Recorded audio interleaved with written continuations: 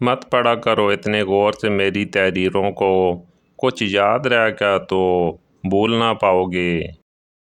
ہم اکثر یہ کہتے ہیں کہ کوئی بھی مرد کو مجبور نہیں کر سکتا، اگر وہ کسی سے سچی محبت کر لے تو اس کو لازمی حاصل کر لیتا ہے۔ غلط کہتے ہیں۔ میں نے دیکھا ہے مردوں کو مجبور ہوتے ہوئے کہ وہ اپنی محبت میں روتے ہیں، وہ سچ میں مجبور ہو جاتے ہیں، کبھی اپنے ماں باپ کے سامنے تو کبھی اپنی بہنوں کو گھر بچانے کی خاطر۔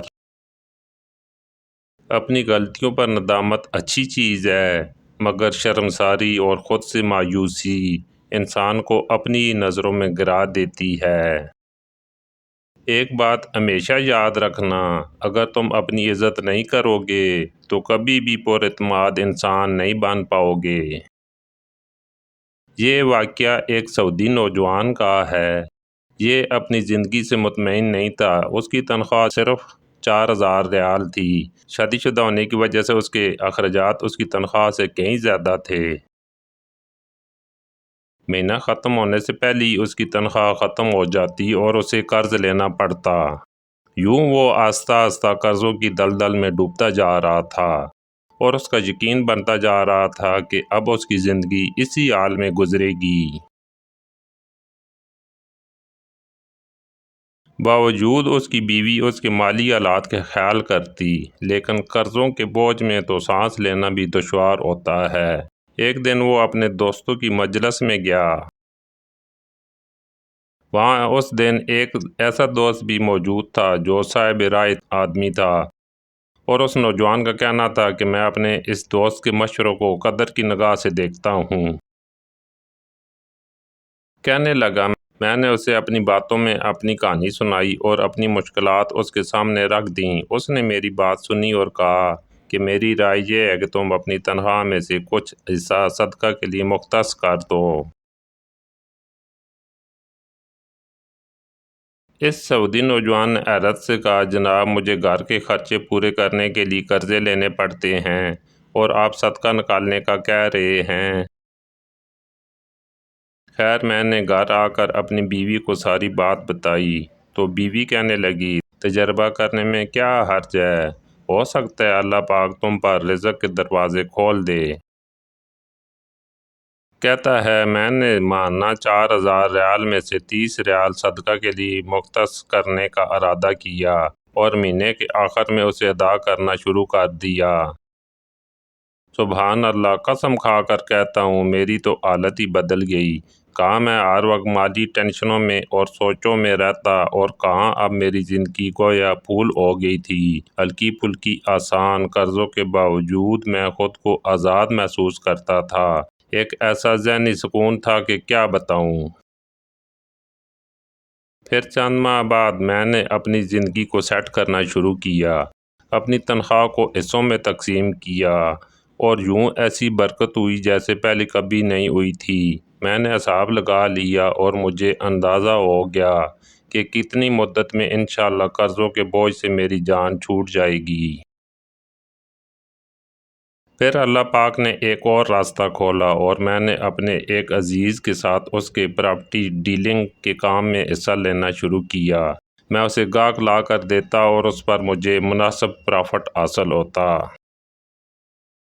الحمدللہ میں جب بھی کسی گاہک کے پاس جاتا وہ مجھے کسی دوسرے تک رہنمائی ضرور کرتا۔ میں یہاں پر بھی وہی عمل دہراتا تاکہ مجھے جب بھی پرافٹ ملتا میں اس میں سے اللہ کے لیے صدقہ ضرور نکالتا۔ اللہ کی قسم صدقہ کیا ہے کوئی نہیں جانتا سوائے اس کے کہ جس نے اسے آزمایا ہو۔ صدقہ کرو اور صبر سے چلو، اللہ کا فضل سے خیر و برکت اپنی آنکھوں سے برستے دیکھو گے۔ دنیا میں ہر چیز بہانے سے ملتوی کی جا سکتی ہے مگر تقدیر اور موت نہیں۔ اگر تم ہارو گے نہیں تو تم کبھی بھی جیت کا مزہ نہیں لے سکتے۔ آج کل لوگ سمجھتے ہیں تو بس دوسرے کو غلط ہی سمجھتے ہیں۔ غصہ ہمیشہ بے وقوفی سے شروع اور شرمندگی پر ختم ہوتا ہے۔ ہر انسان میں کوئی نہ کوئی ایسی خیر خوبی موجود ہوتی ہے جو چند ایک یا بہت سی خرابیوں، کمزوریوں کے باوجود اس کی پہچان بن جاتی ہے۔ ایک دانا سے کسی نے پوچھا، میں بہت پریشان رہتا ہوں، کوئی حل بتا دیجئے۔ دانا نے کہا، مصیبت پر پریشان ہو جانا انسان کے انسان ہونے کی دلیل ہے، مگر پریشان رہنا اللہ پر توکل نہ ہونے کی دلیل ہے۔ اس لیے پریشانی کو روگ مت بناؤ، ہمیشہ کامیاب رہو گے۔ کوئی آپ سے محبت لینے آئے تو اسے محبت دینا، محبت سکھانے نہ لگ جانا۔ محبت دینے میں محبت ہے، محبت سکھانے میں نہیں۔ من کی میل کو ختم کرنے کے لیے سب سے پہلے اپنے میں کو ختم کرو، اور میں کو ختم کرنے کے لیے عاجز بننا ضروری ہے، اور عاجزی بننے کے لیے یہ ضروری ہے کہ اپنی ہستی تک بھول جا کہ تو کیا ہے۔ بس اتنا یاد رکھ، تو خاک ہے، خاک پر ہے، اور تجھے خاک میں ہی جانا ہے۔ انسان کے لیے سب سے مشکل مرحلہ وہ ہوتا ہے جب اس کا دل کسی چیز کی گواہی دے رہا ہو مگر اس کی زبان خاموش ہو، جب اس کا دماغ چلا چلا کر کسی چیز کی صداقت کا اقرار کر رہا ہو مگر اس کے ہونٹ ساکن ہوں۔ مشکل اور اچھا وقت ہمیشہ آتا ہے۔ اللہ تعالیٰ وہی ہوتا ہے جہاں پہلے تھا، فاصلہ ہم پیدا کرتے ہیں،